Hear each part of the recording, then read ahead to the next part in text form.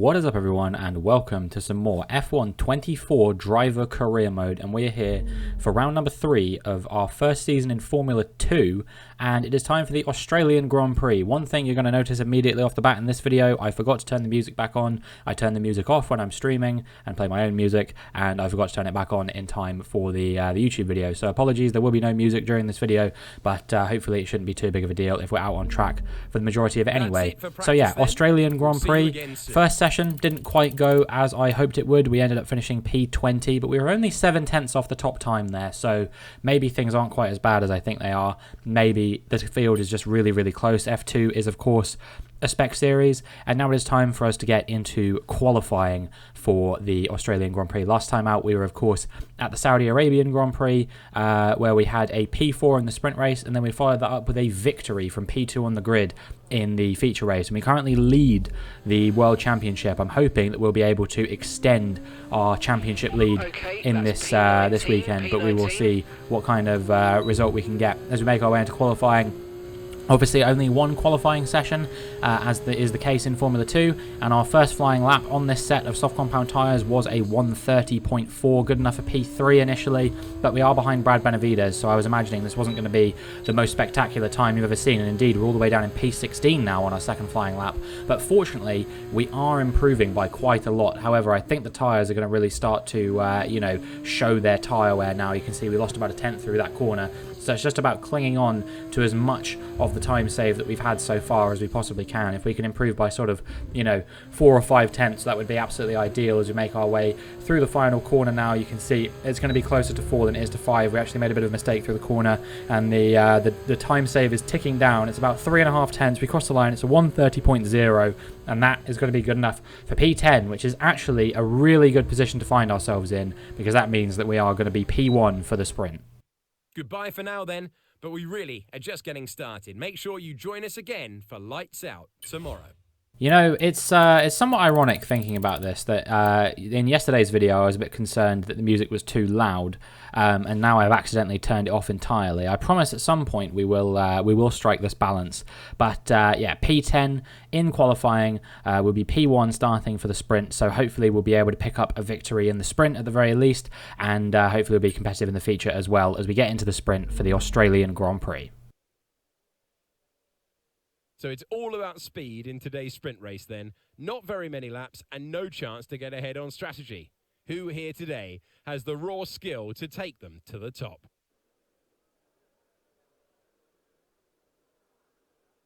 It's a new addition to the Formula 2 calendar. Albert Park has been an iconic F1 circuit for years. Recently remodeled to encourage tighter racing on track, it is 3.28 miles, 14 turns instead of the original 16. In the commentary box, I'm Alex Shakes. Alex Brundle is alongside me. And now, we've had sprints for years in Formula 2, but with a shorter race, how does that change your driving style? You go for a little more, a little earlier, using a bit more of that harder compound of the 2 tyres available per weekend in Formula 2 to try to steal a march. And equally, if you have a bit of a bump, not so much of an issue. You're going to have another go tomorrow. Whilst it is potentially true that you can have a bit of a moment in the sprint race and still have an opportunity in the feature race, you don't want to completely wreck the car and put yourself out of the entire weekend. So yeah, we are going to be going on a set of medium compound tyres for the entire duration of the sprint, 12 laps of the Albert Park circuit. So yeah, it'll be interesting to see what kind of pace we can show around here. Obviously, we didn't qualify on pole position. All the people who are starting behind us qualified ahead of us. You know, the likes of Mining and Pourchaire and Novalak and all these people. So it'll be interesting to see whether we actually have the pace to contend with them, or whether it's going to be a case of, you know, we're just going to fall back down the order and tend towards that P10 position that we qualified in. I'm obviously going to give it absolutely everything. I'm going to try and race at 100% to try and get back-to-back victories here in Formula 2, but we will see whether I have the pace to do just that as the lights come on. And the lights go out, and my god, the holds in Formula 2 are incredibly long, but I think despite the long hold, we were able to keep our focus, and we have managed to keep Kushmaini behind off the start line, and we will be holding on to P1 for the time being. But will we be seeing potentially a bit of an attack from the Indian driver as he looks to make a move on us, maybe down into turn 3, thinks better of it here eventually, and yeah, he will have to stay in P2 for the time being. Meanwhile, Oliver Bearman, he's had a fantastic start in this race. He's already up into P3. Clement Novalak, meanwhile, he started P4. He's nowhere to be seen in the top 5 anymore. Victor Martans has made his way up into P5. So looking like a good weekend for ART here potentially, as they have 2 cars in the top 5 here in the sprint. But it'll be interesting to see what they can achieve in the feature race as well. Obviously, that's where the big points are handed out. But we can still bag 10 points right here, right now, if we can get a victory in the sprint race. 11 if we can get the fastest lap as well. Obviously, we've yet to get a pole position so far in any of these qualifying sessions, and you get 2 bonus points for that. So that's a points tally that I'm kind of missing out on a little bit here. But as we make our way through the first lap, things were seeming very, very comfortable here for a change. And we actually seem to be controlling the race nicely. Yes, Kushmaini is directly behind us and could potentially put some pressure on us at some point during this race. But, you know, I'm pretty optimistic about our chances of keeping him behind.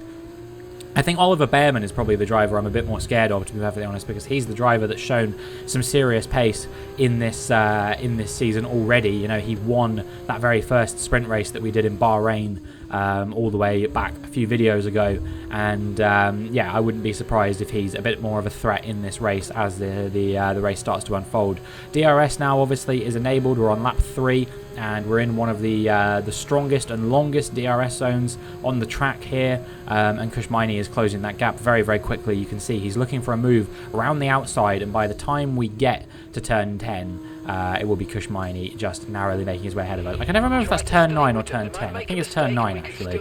And I'm thinking it goes 9, 10, and then I think this one is 11. And then 12, 13, 14. Yeah, so I think that's right. I think it's now turn 9, not turn 10, as I incorrectly said. So yeah, anyway, we've lost the position to Kushmaini. That's the big talking point here right now. We're down into P2, but we have managed to stay with him over the course of lap number 4, and we're going to try and do to him what he did to us on the previous lap. We make our way around the outside, and we make our way back up into P1 here in the Australian Grand Prix, and 8 laps left to go here. We'll no doubt be having a bit of this jostling back and forth, you would imagine, between myself and Maini. So we'll see who comes out on top, whether Bearman can get himself involved in the fight. Maybe Pourchaire and Martins have something to say about it as well. We will find out. But as we make our way onto lap number 5, you can see that we are just about holding on right now until they set me a target to do some better lap times than I've been doing in the last few laps or so. They want me to achieve an average lap time of a 1:33.2. Now, my current fastest lap is a 1:32.0, so I have to say I wasn't overly concerned about my ability to potentially do this lap time. However, if we keep battling away with Kushmaini, that may hold us up a fair amount. So yeah, we'll see what kind of pace we can do, whether we can keep him behind or not. But once again, you can see he's just closing us down rapidly in this DRS zone. He's going to go for a move around the outside into turn 9 once again. We're wheel to wheel through turns 9 and 10, but eventually he makes a bit of contact with our right front tyre and eventually kind of jostles his way, pushes his way past, and I think Bearman might be looking to make the overtake now as well. We break a bit too early into turn 11, and that is going to allow Oliver Bearman to make his way up into P2, and we are down into P3 now, so things really not looking good for us all of a sudden. We're going to have to try and clear these guys very quickly if I want to stay in contention for this race win. It feels like it's starting to slip away from me a little bit now, potentially, as you know, we might be stuck in this DRS train. However, Bearman wants to make a move for the lead of the race, and I'm going to try and follow suit ahead of Kushmaini. I'm going to try and get myself up to P2 once again if I can, and we have managed to make the move on the Campos driver. We're up into P2 now, and hopefully we'll be able to close the gap to Oliver Bearman and maybe try and overtake him sooner rather than later in this race. Otherwise, I may be coming under a bit of pressure from Kushmaini once again if Bearman starts to break away. So yeah, lap 7 now. We have managed to stay with Oliver Bearman through the course of the previous few laps. However, it's basically you know, we want to try and get ahead of him as quickly as we possibly can. We don't want to stay here forever, so I'm going to go for a bit of an audacious move up the inside into turn 9, and we make our way back past our compatriot and into P1 here. once again, and I think that this is just going to be a bit of a ding-dong battle now between myself and Oliver Bearman for the remainder of this race. I wouldn't be surprised if we trade positions back and forth a few more times before the flag drops, but we will see who is leading the race at the critical moment. It will be interesting to see whether we can get our second victory of the season, our first sprint race victory. Obviously, we already had one in a feature last time out in Saudi Arabia, but as we make our way around the final corner of lap number 7, we are going to cross the line to complete the objective, and yeah, we are going to have 5 more laps now to try and hold off Oliver Bearman as best we can. Make our way through lap number 8 now. We can see we came under a bit of pressure from him into lap number 8, but yeah, he's not managed to get back ahead of us yet. However, he is only 4 tenths behind us as we make our way into the big, long... I don't want to call this a straight. I'm reluctant to call it a straight because it is definitely not straight. However, you know, it is flat out. This is a section where you take it totally flat, and as a result, Oliver Bearman, he's going to try and go for a move round the outside on us, but this time I'm actually going to try and cling on to the position if I can, but you can see that he was not prepared to cede the position whatsoever.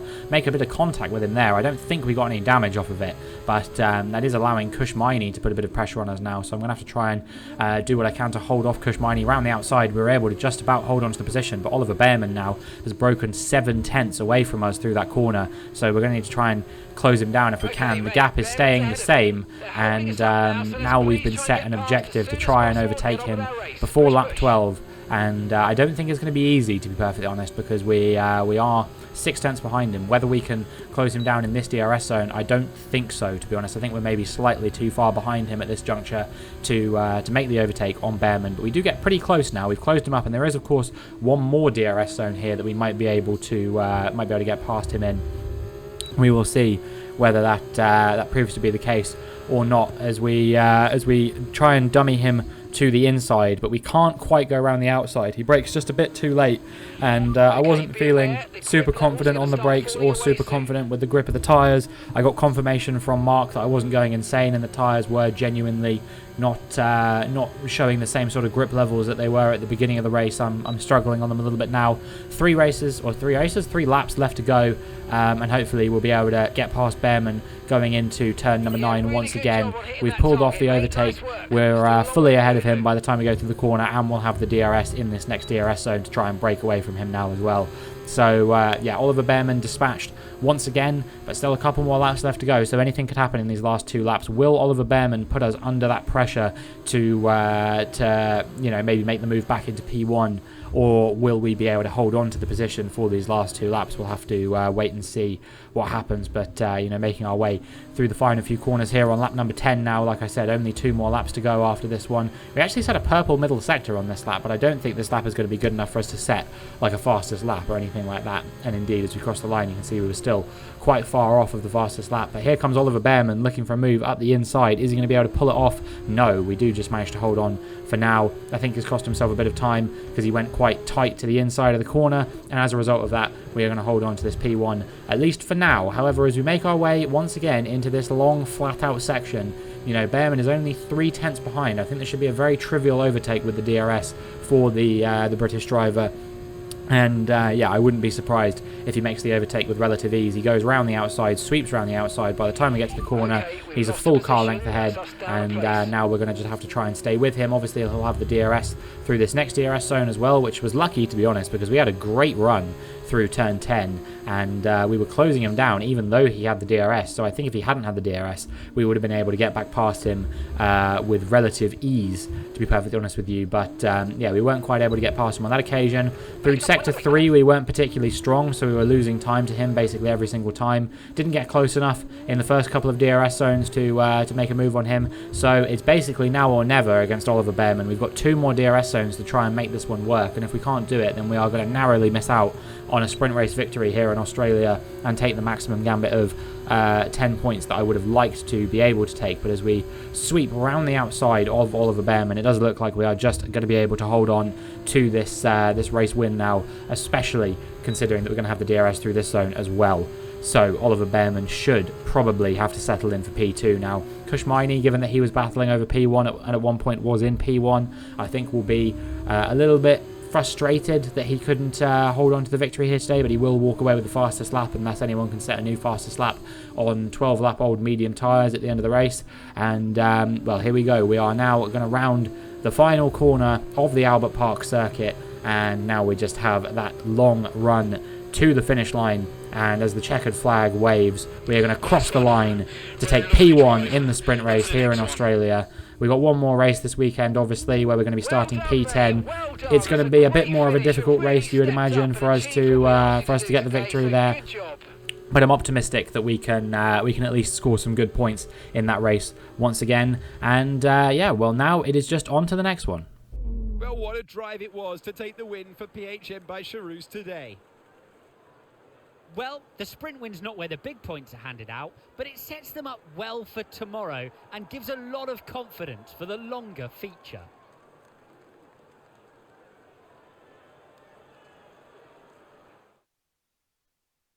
And as the adrenaline dies down after another eventful race, here come our top three out onto the podium. So yeah, it was myself taking P1, winner's trophy in hand, and then Oliver Bearman and Kushmaini complete the podium. So yeah, it was a pretty good race. There was a great battle going on with Bearman. You know, it was really hard to predict who was going to come out on top of that one. In the end, of course, it was myself. And now we just have to turn our attention to the feature race to try and score some more good points once we make our way into that second race of the weekend. After all this drama, you would be mad not to join us for the next race. We hope to see you then. Take care. So yeah, it was a P1 finish for us, 10 points claimed. Brad Benavides finishing in P14, still no points for him, unfortunately. And yeah, hopefully at some point this season, Brad Benavides will be able to pick up some points in Formula 2 to try and help PHM win the Constructors. Obviously, it's not super important to me right now. What I'm trying to do is I'm trying to show off my own skills. I'm trying to deliver good racecraft and all this kind of thing, and just try and make sure that I'm putting myself in the shop window for Formula 1 teams, try and impress them, boost my driver rating as much as I can. Another win here today will probably do great things for my driver rating, to be perfectly honest.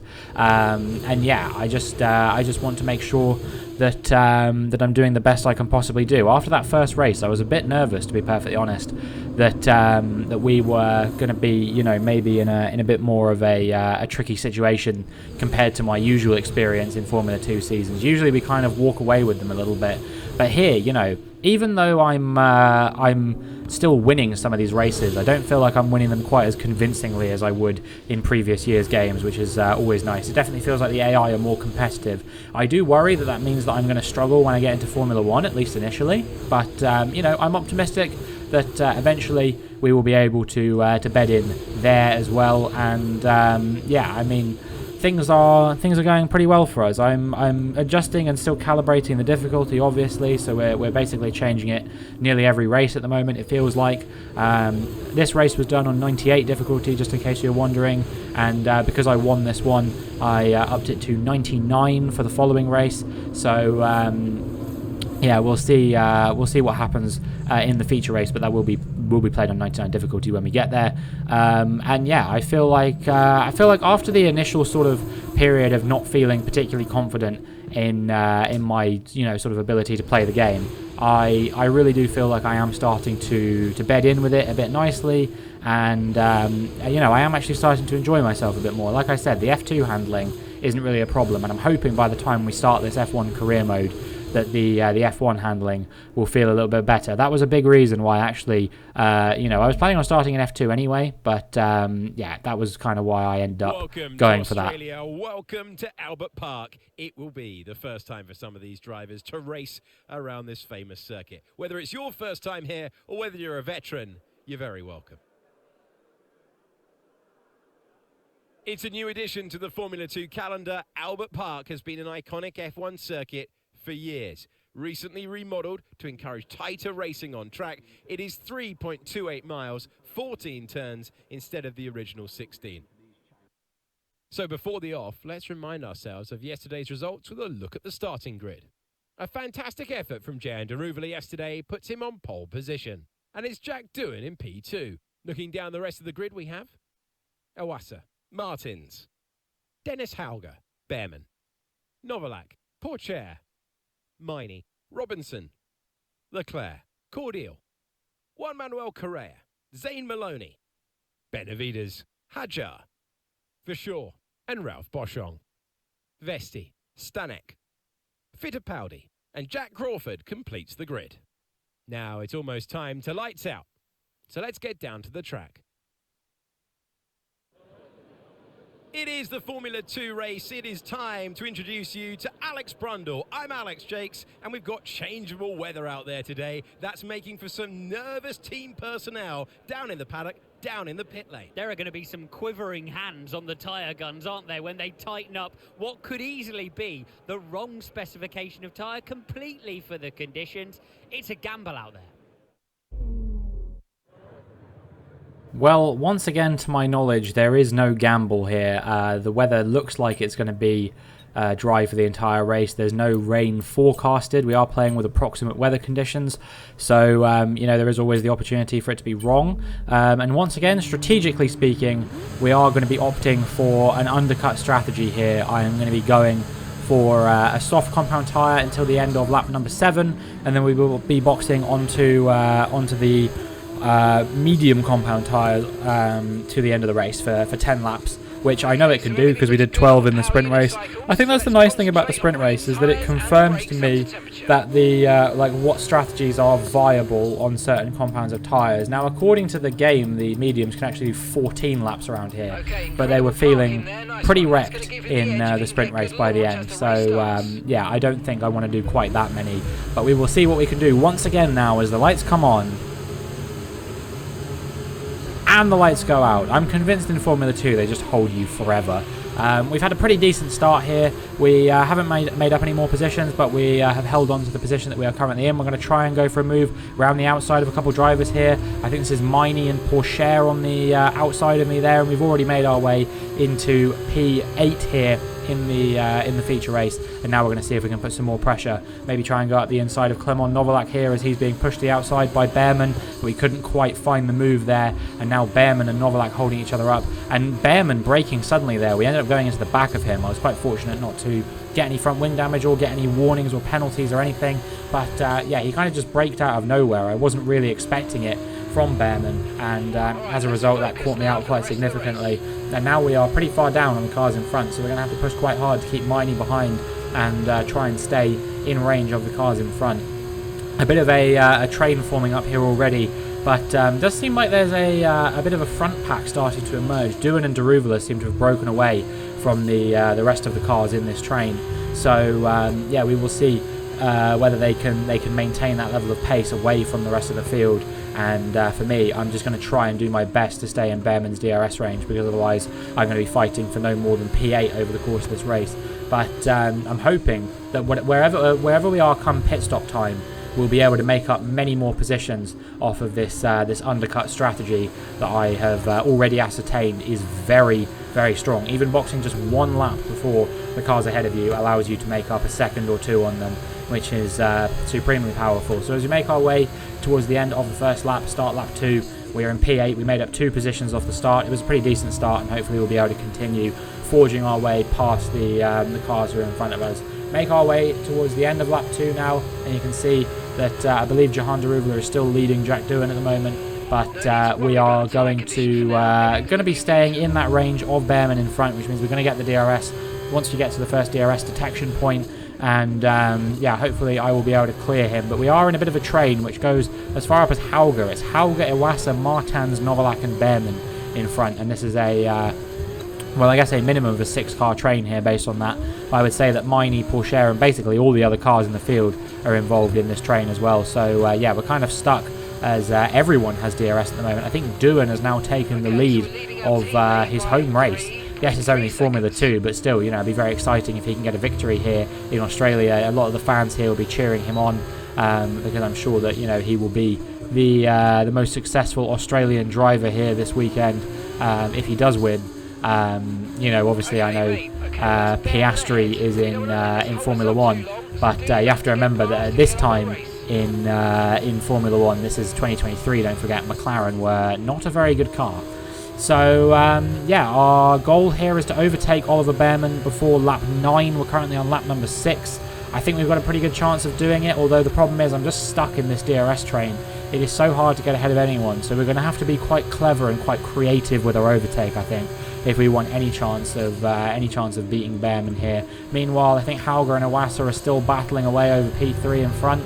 We are super close to Bearman, only a tenth the gap, and we might be able to use this to our advantage to try and basically just guide him to the inside line, defend that, and then we're going to sweep around the outside of Oliver Bearman up into P7. And I mean, look at the battling that's been going on between me and him this weekend. This is turning in once again to a bit of a rivalry, like the minor rivalry I had with Novalak, who was ahead of me there in Bahrain. You know, me and him were racing in both races as well.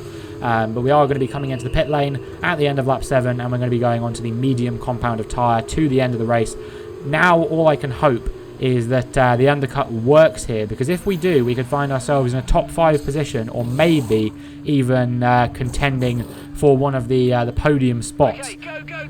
I think the win is probably unlikely. I think Doohan and Daruvula are just a little bit too far ahead for that to really be something that's going to be feasible this weekend. But I think we do have a very good chance of getting a podium here, getting ahead of Hauger and Iwasa, especially if they keep battling away with one another. I think that we will be able to beat the both of them. And as we come on the run past the pit lane, let's see, who are we going to be undercutting here? We've undercut Hauger by looks of things, but I think Iwasa might just narrowly be ahead of us out of the pit stop phase. But don't forget, those tyres are going to be super cold, so we're going to have one opportunity now to overtake Iwasa. He's not going to have any DRS here, neither am I, because we weren't in the range at the detection point. But as we go through turn number 3, we're going to try and sweep around the outside of him. We've gone quite deep. We're still wheel to wheel, but we take the inside line for the following corner, and we make our way ahead of Iwasa and into what will be net P3. We're still waiting on half the cars in the field to pit, of course, including, I believe, Victor Martins, and I think maybe Clement Novalak has already pitted, but I'm not 100% sure. We will see when we make our way to the end of the lap whether that is the case or not. But yeah, the target here is just going to have to be to try and hold on to this podium position now, if it is legitimate. I can see that Doohan pitted on the previous lap. Daruvula has pitted this lap, and he's just going to be ahead as well. But Martins, Novalak, Bearman, all of these guys, you know, we have now pulled off the undercut on. However, Ayumu Iwasa is fighting back. He wants this podium position for himself, and he knows he can take it now that he's pulled off the undercut on Dennis Hauger. So, yeah, Ayumu Iwasa makes his way up into P3. We have fallen back down into P4 for the time being. And, well, we're going to have to fight pretty hard with the Dams driver in front of us if we want any chance now of holding on to this podium position, getting what would be our 3rd podium in Formula 2 over the course of 6 races. It would be a very strong performance if we could do that. Maybe if the pace is good, we might still have a chance to win, but I think it would be banking on Doohan and Daruvula battling away, which, given that they're currently separated by about 2 seconds, I don't really see happening. However, with the DRS here, we are going to breeze back past Ayumu Iwasa. We are a full car length ahead by the time we get to the braking zone and turn through the corner, and we are going to hold on to this P3 for the time being. 7 laps left here to go in the feature race, and still anything could happen. But you know, being in this P3 certainly fills you with more optimism than if you've still got to make the overtake to get into the position you want to be in. So I think, given that we started P10, even if P3 is the result we get here, I think we can be very, very happy with that. Or even if we fall a bit lower than that, if we go down to P4, maybe even P5, I wouldn't be too devastated. Ayumu Iwasa makes a bit of contact there with us as he makes the overtake round the outside, and fortunately we didn't get any damage. Once again, we get a great run through turn 11, which you know, he's going to be thankful that he did have the DRS here, because we were closing him down quite dramatically. I think I maybe could have thought about going for a move to the inside there if I really wanted to, but I'm trying to go for less dive bombs. As I said in Bahrain, you know, it felt like I was just sending it a bit too much for what is possible on this year's game. So as we get set another objective to achieve an average lap time of 1:32.7, we are going to sweep back around the outside of Ayumu Iwasa, make our way up into P3 once again, Daruvula seems to be closing down Doohan in front. So yeah, that could still be a battle that begins to brew in front of the field, and we will see whether they do battle and whether they hold each other up enough for me to get involved in the fight. But you can see as we make our way into lap 14, towards the end of lap 14, starting lap 15, we passed the objective of hitting the average lap time, and Daruvula has actually taken the lead of the race now, so we will see whether he can hold on to that one or not. We make our way onto lap number 16, and you can see that Ayumu Iwasa has yet to really put any more pressure on us since that that initial battling we were doing. I was just holding him off enough. I was having great runs through some of the corners. The medium tyres were feeling really good at this stage of the race, and Ayumu Iwasa is going to try and go around the outside of us. He's hit us once again, and he just keeps moving to the outside really late to try and go for these moves, to the point that I'm not convinced he's going to go for them. So I think I can hardly be blamed if he's making contact with me there, because it seems like it is almost entirely Ayumu Iwasa's fault. But with only a little bit left to go now in the race, a little over one lap, Ayumu Iwasa is going to have to make it basically now or never if he wants to make his way back into the podium positions, which given that he qualified a lot higher than we did in the race, I'm sure that he will be pretty keen to achieve. But yeah, coming under pressure from Ayumu Iwasa now with the DRS, we're going to try and push him as far to the inside of the corner as we can, and in doing so we will be able to sweep back around the outside of him and stay in P3 for the time being. But Ayumu Iwasa is not going to let this one go. He desperately wants that P3 position. He's already been on the podium a couple times in Formula 1, and he's saying, what's one more time right now? And, I think that is fair enough. We are extremely competitive people. Iwasa wants to make it into Formula 1 just as much as I do, just as much as Daruvula do, and Hauger and all of these people do. And at the end of the day, there will only be a few seats, if any, that are coming under, under pressure from Formula 2 drivers, so it'll be important to make sure that we are doing the best job we possibly can at all times. And what could be better than getting a podium from 10th on the grid? We've only got a few more corners left to go in order to get there, but is Ayumu Iwasa going to look for a move around the outside here? I tell you what, he thought about it. He definitely put some pressure on us, but once again, he just couldn't find the gap here. So I think we're going to hold on to the position for right now. But will Ayumu Iwasa have another go at us with the DRS once again? No, he won't on this occasion. And as we around turn number 11, there isn't really a good overtaking spot for him now, unless he can beat us to the line in that final DRS zone leading up to the start-finish line. And I think we may just hold on to this position. It was a very strong strategy. Once again, the undercut meta reigns supreme. It gained us 4 positions in this race. It gained us 6 positions in Bahrain as well. And of course, we are going to cross the line to take P3 here in Australia. And that is a hell of a drive. Very, very happy with that one. And yeah, hopefully we can keep this run of form going for the remainder of the season. Still another 11 race weekends in this season and a long way to go. Well then, that concludes another excellent race. Have you seen one quite as dominant as that, Jakesy? Not sure I have. They led every single lap of that one, lights to flag.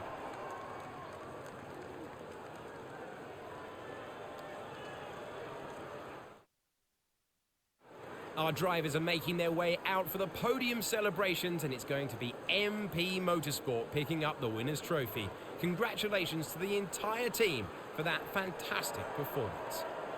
Yep, it is Jahan Daruvula picking up his first win of the season in the feature race here. Jack Doohan, the hometown hero, he will have to settle for P2 on this occasion, and it will be myself in P3. Not sure what Alex Brundle, was talking about when he said that he led from lights to flag. That definitely isn't true, but it was still a commanding performance from the Indian driver. And after all that excitement, I think it's time for a lie down. Thanks for joining us, and we'll see you when Formula 2 returns.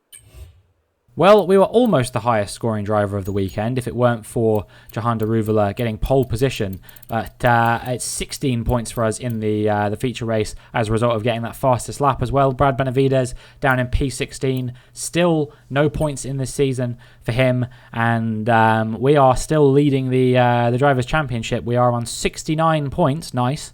16 points ahead of Ayumu Iwasa and 7 points down in the Constructors' Championship on MP Motorsport, who, as a result of Jahan Daruvula having a very strong weekend there. Dennis Hauger also in the top 5, I believe, in that race, meaning that they have had probably their best weekend in Formula 1 so far. And yeah, as we make our way into the highlight reel now, I'm very, very happy with the way that the weekend has gone. I think that you know, given that I didn't have the best of qualifyings, only P10, we basically maximised what we could have done from P10 on the grid. You know, we got P1 in the sprint race, which was to be expected. You know, giving us that sprint pole, I suppose, is what you might how you might describe it. And then starting from P10 in the feature race, we managed to make up a few positions off the start. We made an overtake on track on Oliver Bearman. It was a very clever and cunning overtake from us. And then we executed the strategy to perfection to make up a few more positions. Maybe if Deruvla and Doohan hadn't broken away from the field quite as much as they did, maybe we could have been talking about this as a potential race victory. But you know, if all that kind of thing, we've seen why that's not the right way to sort of do business. You just have to, you know, deal with the hand that you have been given, and I think that we've done that this weekend. You know, scoring a really solid chunk of points, 26 points. We still hold on to the lead of the Drivers' Championship by quite a good margin now, and it is going to serve us very well when we get into what has historically, for the last couple games, been one of my worst tracks on the Formula 1 game in Azerbaijan. You know, it's nice to have a bit more of a lead over the championship for a weekend where I could quite conceivably not really score many points, if any points at all. You know, especially considering we're going to be racing on 99 difficulty, at least for the sprint race there. You know, we could be finding, and qualifying as well, obviously, for that reason we'll be done at 99. We could quite easily find ourselves qualifying outside the top 10 and then just not being able to make it through. I will be surprised if there isn't at least some sort of safety car or something, some kind of chaos, some DNF or something like that in the races at Azerbaijan. Usually it throws up a bit more chaos, but yeah, I've been hearing some potential rumours starting to swirl about Formula 1 that maybe there will be a seat available for the 2024 season, which is you know, not something that people were really thinking about at this stage, because they were suggesting that maybe it was going to be the first time in history that they were going to be keeping all of the same drivers that were on the grid before, but it seems like that may potentially not be the case after all. I've heard that there are a few teams that are maybe thinking about chopping and changing some of their drivers, so it'll be interesting to see whether that proves to be true, and maybe that will allow us a route into Formula 1. But I think for now we just have to focus on impressing them as much as we can and trying to hold on to the championship lead as best we can, giving you that rating breakdown there. We have now increased our overall driver rating to 69. Nice. But well, yeah, that is going to be it for this video. So if you enjoyed, please make sure you like and subscribe, and hopefully I will see you in the next one.